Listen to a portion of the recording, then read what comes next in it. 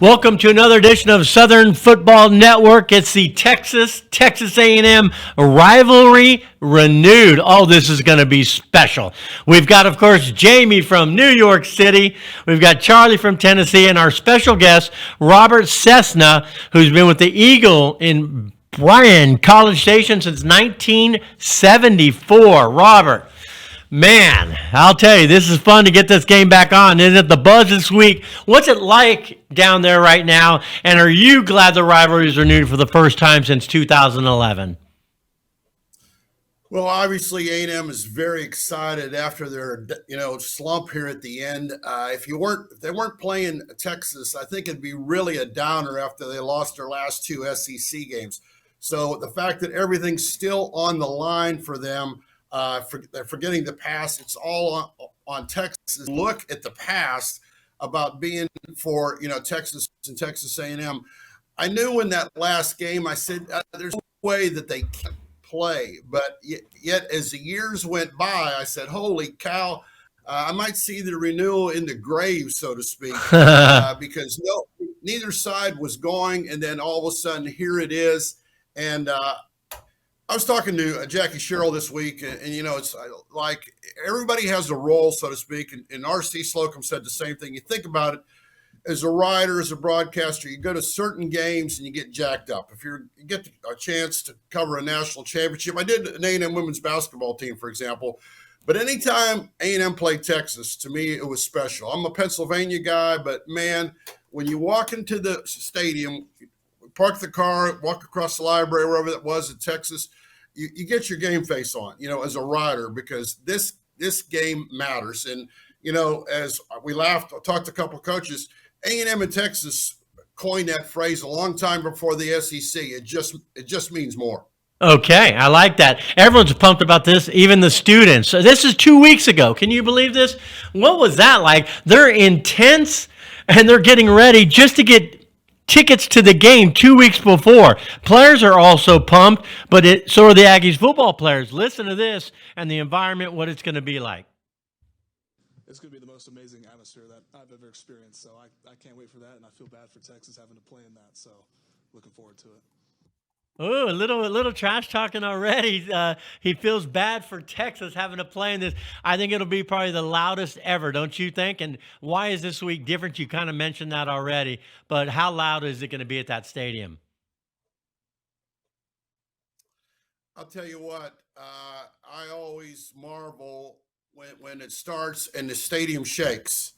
And the more people in there, the more it shakes. And the press box is not coming down, but for a minute there you say, please stand up. Yeah, it's a great environment, I will say that. So many traditions at these schools, but especially at A&M. More about that from Jamie in New York City. Even an Alabama girl knows all about this. She wants to ask you a question about a topic at A&M. Yeah. Hey, Robert. How's it going? Oh man, it's gone great. A lot of work this week, but it's going to be worth it for all of us because we're going to see a great game probably. Absolutely. I love Rivalry. It comes right after Thanksgiving. We're all full. We're on the couch. I don't know, maybe you're at the game, but I'm going to be on the couch this week, and it's just chef's kiss. I love it. It's no surprise that Texas A&M is rich in tradition. Anywhere from the 12th man, Aggie ring, the Aggie war hymn, the Corps of Cadets and the Fighting Texas Aggie Band, the Midnight Yell. I mean, the list goes on and on and on. Which one is your favorite? Which one do you like the best, and why, if you can pick one? I'm a huge dog man. For more than 3 decades, always one of my dogs picks games in the paper. It's kind of a tradition around here. So I'm big into dogs. And so when I see Reveille, anytime I see, man, dog's got the best seat in the house. Everybody wants their picture taken with Reveille. And you're right. A lot of people want to see the spirit walk or what have you. But I'm a big dog guy. So I gotta go. I gotta go with Reveille. Man, you must have read our script there, Jamie. What do you got? You got the follow up to that. Yeah. Well, hold on. I have a question before that, though. Okay. I heard a little like salacious rumor around the midnight yell, and you're supposed to mug down your date. So it's very important midnight yell with. Can you tell me a little bit about this whole like kissing epidemic that's going on in midnight yell? Is that really a thing? I haven't been to College Station. Well, like I said, I grew up in Pennsylvania and moved down here. And first thing you say, like, I'll be quite honest, I go, where are the cheerleaders? I mean, come on. I mean, the yell leaders. So yeah, you had to get used to that if you're a Yankee. But then when I saw that, man, if you got a date or got a woman beside you, finally you might get a kiss. What a deal. So when you look at that, what a great tradition. And, certain coaches obviously were more favorable than other coaches because they were able to score more points. And I think, once again, as a transported Yankee, I took my kids to all my kids when they got old enough, took them to Midnight Yell. I'm not an Aggie, so to speak, but, you live here long enough. It's a great place to live, raise a family. And I'm remiss about traditions. I was very impressed first time I went to bonfire. Once again, is when you're an outsider, so to speak, and you go like the spirit they talk about. You see, I'm a big guy. I think the bonfire needs to come back on campus on a limited role. I figure, I know it's a very sensitive issue, and that's something a lot of us are going to agree to disagree, so to speak.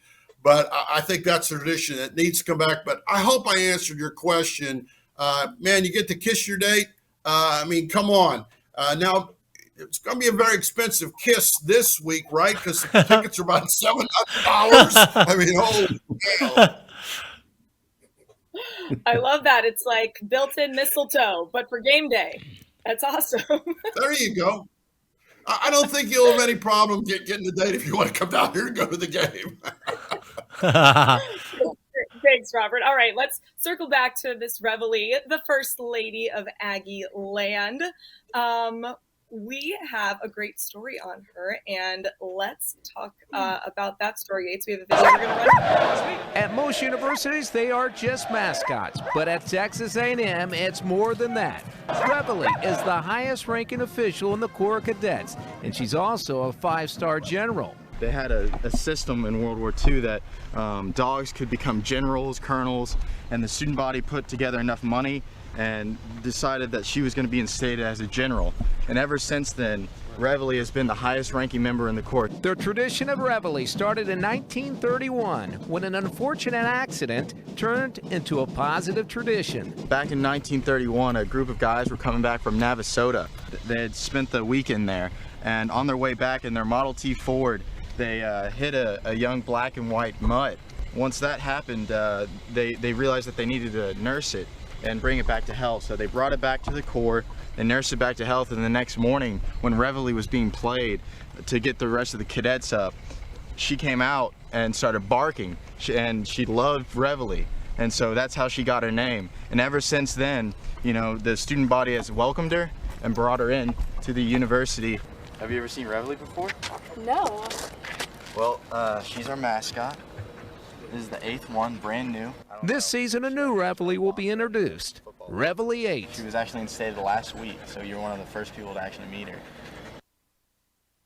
Great story there. I know you got a few more questions there, Jamie, on this mascot. Ask him. These are interesting ones.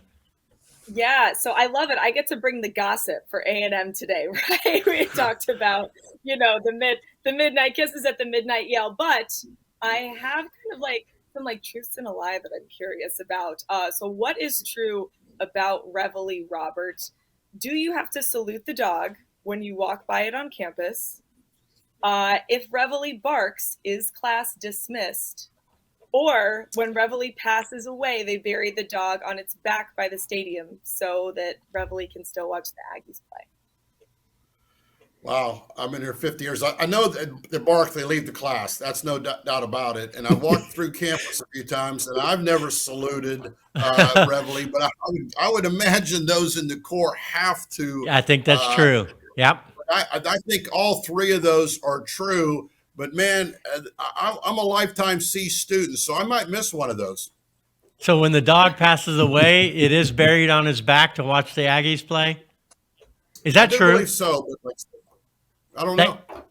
Oh, you don't know that if it's true or not? That's a good article. You may want to research that one. I was hoping you guys had the answer. I mean, it's like I try to cover the things that happen on the field. Not that well, but you think I'd lived there for 50 years, I might know that. But I just love the dog. I don't have to worry about it. I just like the dog. All right, excellent. All right, now we go to Charlie in Tennessee. Hey, Robert. Really appreciate you coming on with us. And I'm like you. I'm a dog guy too, and I love dog mascots. And except for Smokey or whatever they call it in Tennessee. It's Smokey from Tennessee. Yeah, I don't know why they have. Yeah, he's a Vandy guy. That's why he doesn't like Smokey. Oh, okay. Well, hey, you're feeling good these days, man. You guys got a program going now. Yeah, and it's a big week. It's a big week here for us too. But I have a couple of questions. One is I was at Athlon Sports, and for about 25 years or 30 years or so, we did a great rivalries feature in our magazine. And I remember the Texas A&M story. There's a couple of things I remember about that. One is I remember we had a photo of the bonfire, and I just remember how awesome that looked. And I understand because of what happened. I think it was in 1999 or something. I understand why that they don't do that any longer. But I'm with you. I think that was such a big deal and such part of the tradition. I'd love to see in some form or fashion that return. But one of the things that I remember, and I can't remember all the details. I was looking for one of the old magazines this week, and I couldn't find the story. But something about after Texas A&M beat Texas, they some of the A&M students kidnapped or bevo napped or longhorn napped, whatever you want to call it. They got the Texas mascot and branded 13-0 on it because Texas A&M had just won. Is that? Oh, there's a picture. Yes. Yeah, is that's that true. I haven't been here a long time, but I haven't been here that long. But yeah, I remember reading about that. Okay. And is that how he got his name Bevo? Do you know? Boy, now you're the other side, the Texas side. I would imagine. I don't know if he had his name Bevo before, but like I said, I'm not Texas, but I do remember A&M did that. That's in their folklore. I've read that. So man, I should have studied a lot harder for you guys. We're tough. I mean, it's going to be football, but man, oh man, we're going to say who is that goober down there in Aggie land? Doesn't it? Remember, yeah, I'm transplant. Hey, it's all good, man. Go ahead. I think it's just, if that is true, I think it's awesome that Texas named its mascot because of something that A&M students did to it. I think the rumor down in Austin is the 13. They put the 3 up against the 1. That becomes B. The 0 becomes O, and they just created V for varsity for Bevo. See? Oh man! See, I learn something new every day. How about that? I mean, it may be a rumor, but it's a great rumor nonetheless. Now let's show you what this rivalry is about. Remember, we got an Alabama person, we got a Vandy person. Let's really show them what this rivalry is about. Let's take this video. They say everything's bigger in Texas, but somehow this state doesn't feel big enough for the both of them. This game's about hatred. 13 years of having to bite your tongue hatred. Hatred for creating television networks. Hatred for leaving conferences. Justin's kick is good! There's your answer. Touchdown, Aggie. Hatred that had nowhere to be channeled. Until now.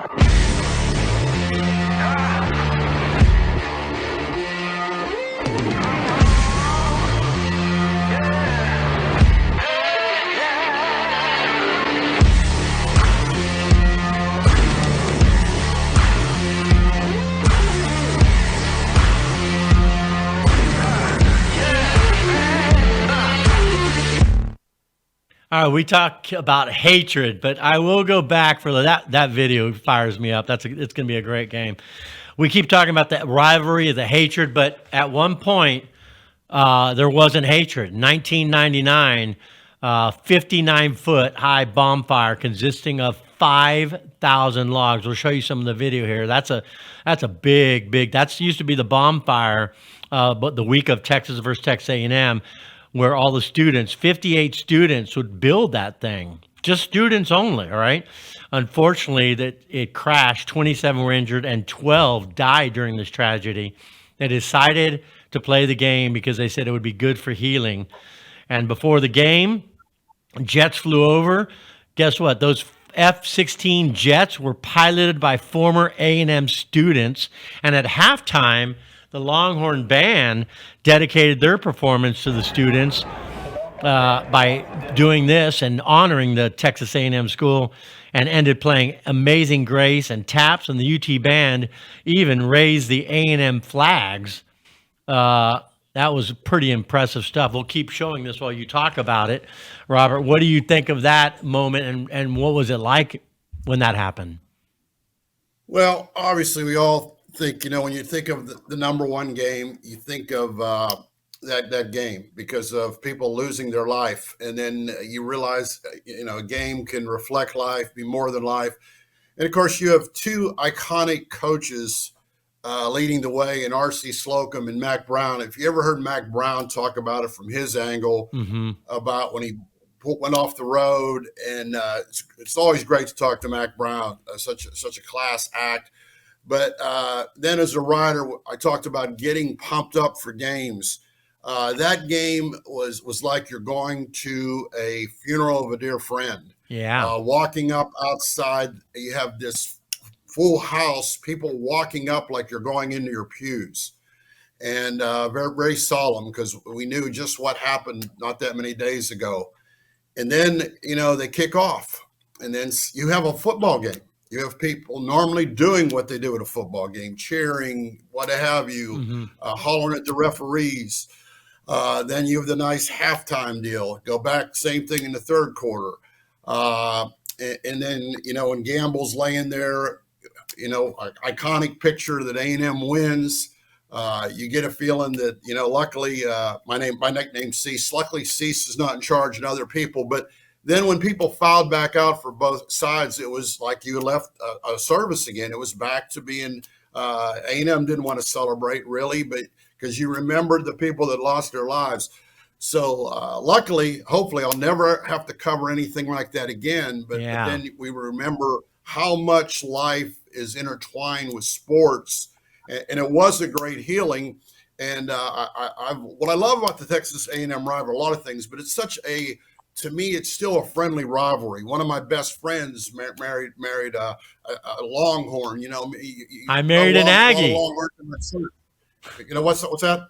I married an Aggie, so and I'm a Longhorn. So it's great that they make a lot of fun, and they should. That's what rivalries do. But such two great programs, and what I think about this week is it's a little bit like maybe somebody went off somewhere, one of your friends, and they came back 13 years later, and you picked up exactly where you were.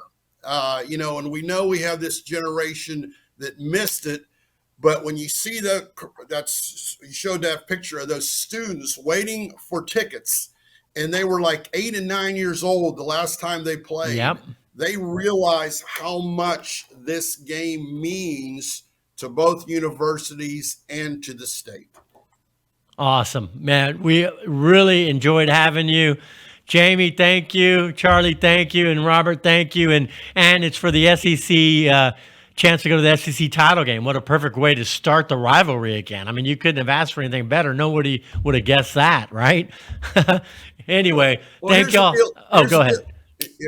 Yeah, here's the deal is go back to work in football. And this week's over, I'm going to answer all those questions about Bevo and Rivalry. I got to brush up. So next time in 50 years when I get on a show like this, I'll know what I'm talking about. Hey, man, it'd be good articles for you to – we just hand-fed you some great articles to write next week.